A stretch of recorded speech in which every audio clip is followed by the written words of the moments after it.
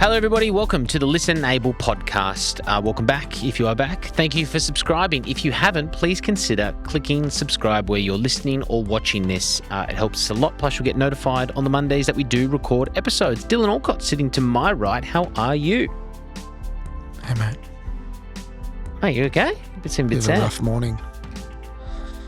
Realise that your dog, Winston, is an ableist. He's an ableist dog. My dog? He won't even say hi to me. I've got a golden retriever, He will not. Winston, who is in the studio with us. Winnie, come here. He What's is wrong? petrified of me and my wheelchair to the point where, here he is, you dickhead. I got out of my chair before, Yeah. Oh, I did see wouldn't say hi to me in my wheelchair, got out of my chair, came straight up and said g'day. Is he ableist? What is that about, I was Winston? trying to figure out what your angle was, but you're right. When you got out of the chair and sat on the couch, you came straight Oh, over. now to you're looking at me. Oh, yeah. Do you want to come say hi to me? Oh! He's licking me. He's licking my He hand. can't see the chair, though. He's licking because he can't see the chair. Winston, don't you listen to Listen Able? Your dad used to be ableist and he's come round. Oh, hang on. He must run in the family. Oh, that is very rough. Yes, Winnie is in the studio today. You know, not only accessible to people with disability, but a dog-friendly studio as well. Of course, you can hire the studio. The link's below if you are thinking about starting your podcast. All Dachshunds welcome. We are sitting on virtual conversation with a man who has got an incredible setup, for one, from a technical aspect. Shout-outs to you. But would you like to introduce yourself to the Listenable audience? Yeah, I absolutely will, Co. So my name's Hayden McDonald, and I'm the first unofficial autistic pilot to fly around Australia solo. Hayden, there's a lot to unpack here. You're a 22-year-old legend. You are. Do you? The language I want to get right. Do you describe yourself as a person with autism or an autistic person? I'm more identity first language, so I'm autistic and neurodivergent as well, like Chloe. Yes, thank you, Chloe Hayden. Shout outs to you. Why flying? Why becoming a pilot? I mean, I'm not saying that as into your disability. I'm saying in general, why did you choose aviation? Aviation has been in my bloods, and I've been involved with aviation since I was quite young. I used to fly with my papa across the Nullarbor from his sheep station in South Australia in Flinders Ranges, and I just loved it. And actually, the first time I touched the controls was actually 6 years old, so it's something that I've been enjoyed. Of course, the passion went away as I got a little bit older, but it came back with a vengeance when I was 15, when I did my first trial instructional flight, and I just loved it. I just told my instructor I was got to go for my recreational pilot certificate. So not to be confused with the RPL and the PPL, which is recreational pilot's license, where a lot of people are not more known. The RPC is a little bit more known. So, but I guess the reason why I decided to fly nowadays is just the freedom. It's something that's because obviously I do work, and there's and I had some bad experiences in my past. My father was, I wouldn't say it was borderline ableist and that sort of stuff. So it's my control, my freedom, and no one can tell me what the hell to do or who I am, unless I will make a bad call over the radio and Melbourne Centre will get stuck onto you. Except the people in the flight tower. They Yeah, can tell you what to do. yeah. I hope. Tell Otherwise, no one will tell me not to land. We will. We do. What are you doing? Yeah. Yeah, I mean, thankfully, there's a little saying: if you want to be treated like a Boeing, act like a Boeing. If you want to be treated like a clown, act like a clown. Oh, I like that. Treated like a Boeing. I'm going to say it to Angus. You want to be treated like a Boeing? Act like a Boeing, Angus. Oh, unless you don't get your doors chucked out. Yeah. Oh, God. I'm more an Airbus guy, personally. I'm just 747, just easy breezy. It's funny how things draw you in. People love, I love skydiving or whatever. I could think of nothing worse or more scary than flying a plane. My best mate, James Carlisle, he's one of the youngest captains in the world for Cathay, just became captain. And we went flying when he was doing his license, Hayden, and he was 18. We were drinking beers together and stuff on the weekend. We went up in the air and then he just stalled the engine, just turned it off because you got to practice that. And I was like, Absolutely not. Like that's scary. And then actually turn it fully off. Yeah, you turn it off and then you got to turn it back on. That's part of you got to do that, yeah? When you do your pilot license. And I was like, that's pretty scary. Were you, when you were learning / starting to fly solo, were you at all scared about what was going on, or did you always feel in control? When we started doing something wing drops, so basically power still on, but it's idle.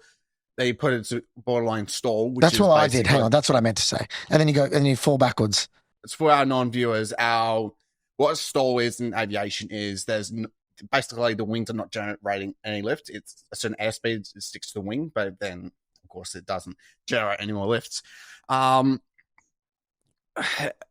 Basically, and then he just put in a bit of rudder, which is basically the start of a spin, and it just like scared the absolute shit out of me. Yeah, me too. So, but thankfully, I guess it's more a little bit in frustration in a way, because there's a lot to learn in your flight training. So you got, especially if you're cramming in, you got a lot to absorb. You got your exams and that sort of stuff. So I mean, I guess the most frustration for me was more what we called engine failures, but we basically aim for engine failures in terms. Otherwise, because otherwise, it's more to deal with the freeze up and how we react to an engine failure as well. You got to, hey Hayden, if you, I can see you kind of getting like all the words want to come at once. You take your own time. We're in no rush, sorry. Mate. So yeah, that's just me. Sorry. Take your deep breath. Get it out how you want it, my man. You're doing good. Yeah, just gets the nerves, I guess. Especially speaking to Angus. Dylan, of course. Sorry. Okay. Sorry. Yep. That is going to make the edit. Definitely. I got a question for you. I think a lot of people, when we think about pilot as well, we do think about what we see as a child getting into the cockpit of a Qantas plane and seeing the thousands of switches. It is a lot different when you've got a plane such as yours. When it comes to, I mean, do you think driving is more difficult, or do you think flying is more difficult? In the learning process. I've been told I'm a better pilot than driver, which is that's scary. Like it, yeah. But but I guess mainly because there's no idiot drivers you have to deal with. That's my point. Yeah, as well as as we've recently heard as well, is the Oz Drive standards. So that autism is, depending by state, it's. Hayden, people might not know what you're talking about. What does that mean? So the ABC released an article a while ago that's saying that because that you have to declare you're autistic, but in Queensland you have to go to medical, be approved, which is not real. It's not on really, in my opinion. So we're getting a little bit off topic. Sorry. It's just that activist side of me, I guess. Sorry. It's your microphone. Keep going, bro. Whatever. So, basic. But for me, flying is a little bit easier, I guess. And even though you're controlling more dimensions, it's a lot more space. And I guess in a way, I can be who I really am instead of having drivers who don't understand. They don't understand what you're going through. Exactly right, which has an influence on that for sure. There's a big part of your story which is sort of captivating. I think the listen-able audience will find really interesting. Certainly not something I even thought about before reading a bit about your story, Hayden. But when we're kids, we're told, dream big. What do you want to be? I want to be an astronaut. Cool. Well, work hard enough, you can become an astronaut. If you worked as hard as you can to become the best pilot ever, you still, at this moment, won't be able to fly a recreational plane that we know to be Jetstar, Rex. No, commercial, Jetstar, not recreational. Commercial plane. Can you take us through why that is the case and why potentially the best pilot in Australia won't be taking me to the Sunshine Coast?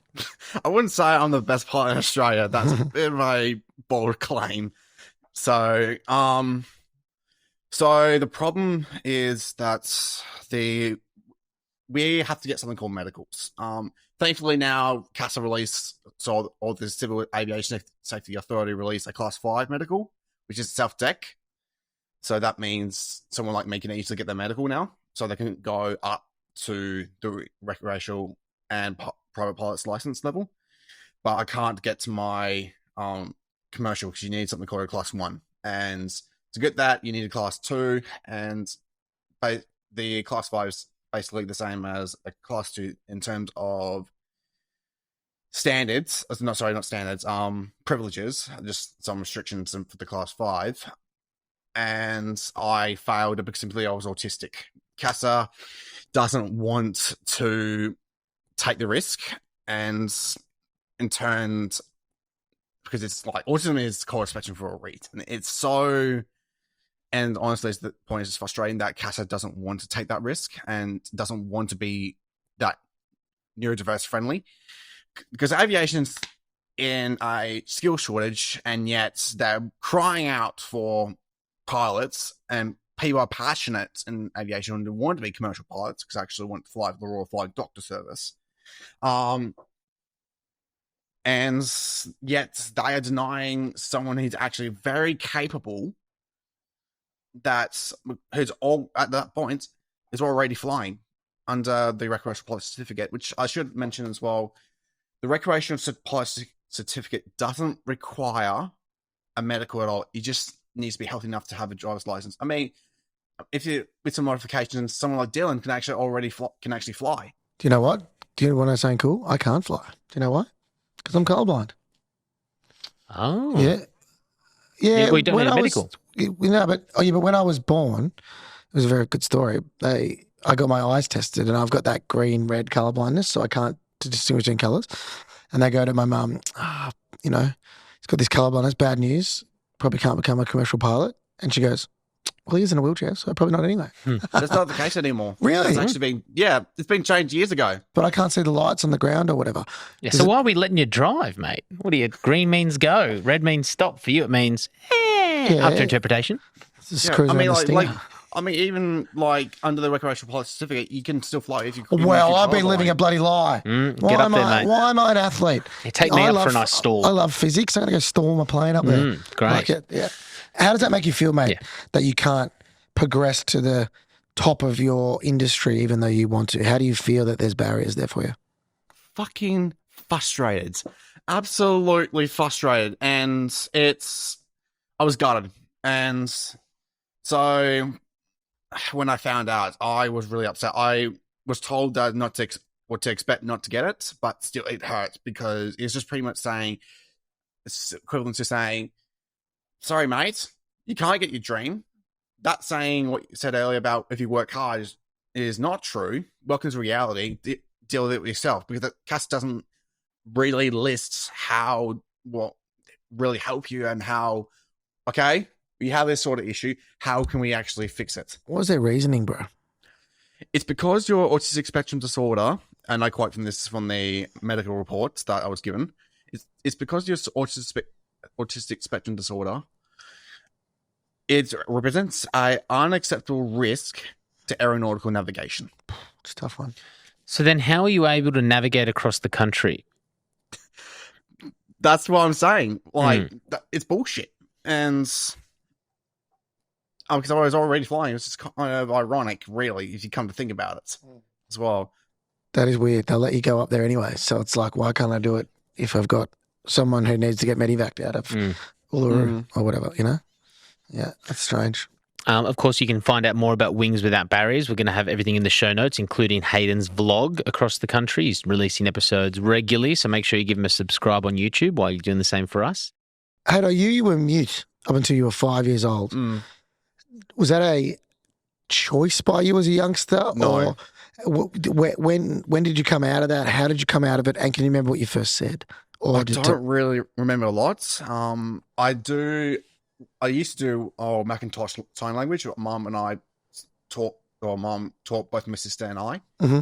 So your sister was mute your sister was mute as well? Yeah. So my sister was dyspraxic. So I think dyspraxic. I think she's she's dyslexic. But yeah. Dyslexia. Dyslexia. Yep. There we go. English hard. Sorry.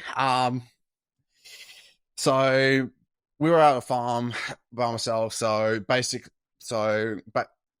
I wasn't toilet trained until I was about 4. So I had an EA toilet train me as well. Mm-hmm. So I actually still remember some of the Macintosh Sign Language shows, basically. That's finished. So you're doing a sideways thumb movement there, kind of like a in between yes and no? Yeah, so that's like finish. Mm-hmm. Like I'm all done. So moving your thumb across your body. Pretty much.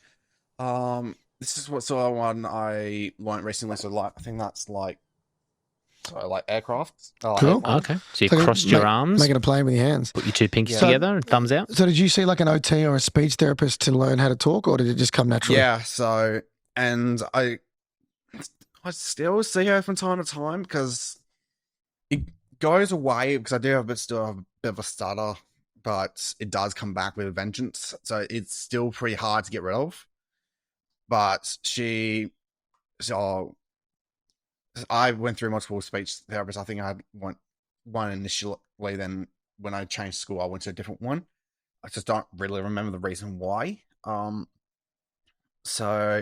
But she and I are really good friends, and I'm pretty much her oldest client by far. So she mainly specialists in like kids, like from 18 below, and yet here I am still having these speech issues, and I'm going to her, which is great because at least we had that report as well.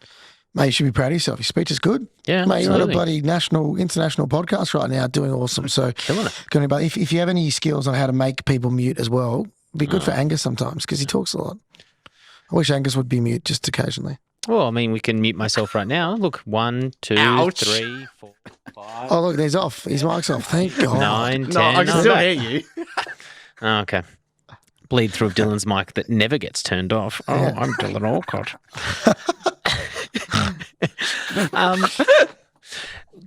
Before we get into a bowl of uncomfortable question, what do you have to do to prepare yourself for a podcast like this? Apart from the equipment, was there moments of taking some time preparing yourself before we, got into this call today?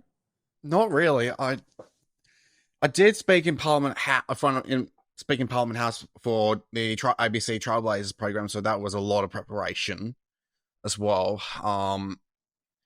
Generally, but during my speeches or when I was flying around Australia, because I did do speeches to like community schools and community groups and schools to basically what autism is. So I guess you could say it's sort of a unprofessional but true disability acceptance and understanding training. Yep. Education around disability.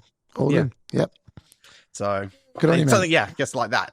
But generally, I did listen to music. I do try to hype myself up. Just constantly go through because I do write scripts for my speeches, but I just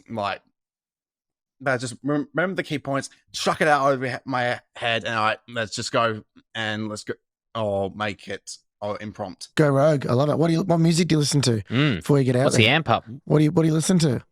A little bit of lo-fi. Lo-fi. You know what lo-fi is? No. It's like a lo-fi house. It's cool, man. Yeah. Okay. Lo-fi. What else? Video game OSTs because they are really, really good. Who's that?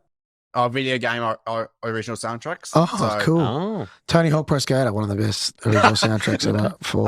No, it's more like Splatoon 3, Persona, because Yeah, not Tony Hawk, you idiot. Oh, the shooting games. First person games. Angus is a good first person in the game. I did. Yeah. Game on then. That's right. Hayden, before we let you go, of course, all the links below. So if you want to keep the communication up with Hayden, you can. We do a bowl of uncomfortable. The bowl of uncomfortable is a question where we get sent in by listeners, and maybe they might be uncomfortable to ask you walking to see you on the street, but maybe now that we've broken down some barriers and some ice between us, we can ask this question to make everyone feel a bit more comfortable about it. Shoot me in the heart then. All right, here we go. If I was flying out for a holiday and I found out you, Hayden, were autistic, or the pilot of the plane was, I would change my flight. Oh. Do you believe you could become overwhelmed and potentially put us all at risk? That is actually quite interesting because I had some comments over the past couple of weeks. Something like that's happened. There will be. That's actually a really good question. Let me have a think about that. Yeah, no rush, bro. first of all, I would say have an open mind, because what you just said is sort of ableist. Is I can understand that, because what Wings Without Barriers is trying to do is to create pathways in aviation for autistic people without compromising aeronautical safety. I'm not saying fuck medical system. We got to go unregulated and we'll go have some fun. No, we're not going to do that. Generally, when I fly, I'm a very different person. I'm my true self, and I always make sure that I don't get sensory overload. If I'm at risk, I ground myself for the day. And there's always someone out. There's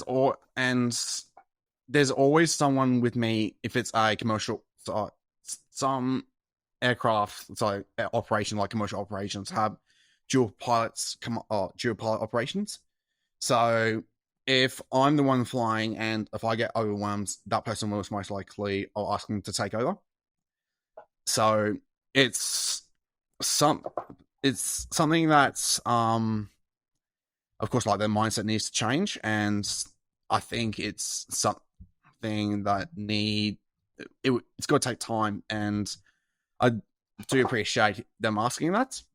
Just that, basically, I want them to basically summarize, keep an open mind. Just, there's always systems in place, and no matter if it's from my personal ones to like grounding myself, saying, no, I can't fly.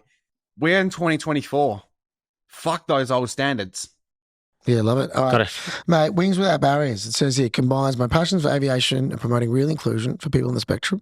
Want to inspire young people and show them that no matter what challenges you face in life, you can break down those barriers. We love it, brother. We love your work. Mm-hmm. What's your favourite type of plane, very quickly? Oh, God. Come on, quick, give me one. I guess my dream aircraft will be a J&B VL3. Oh, nice. Mine too. I like the I was going to say the same thing. I like the 777, but when I go on the plane, I have to go right down to economy. When Angus gets on a plane, straight to first class. Angus is not a man of the people. No, I'm incredibly wealthy. Yeah, so you're he lucky. wouldn't know. He would not even know where economy is. Lucky to have me here, actually, to be honest. Yeah. I've got many bankers to have lunches with. So, but thank you, Hayden. Thank you very much for your time, mate. Hey, if you ever fly PJs, personal jets, we're getting a lift. Well, Deal? I've got a couple of them, so I can try. And thanks for that. And those are really good questions as well. That's actually something good training for CASA as well. So we're working with them right now. Good Hayden boy. McDonald, what a legend. All the links below. Thanks for coming on Listen Able. See you, mate. See ya.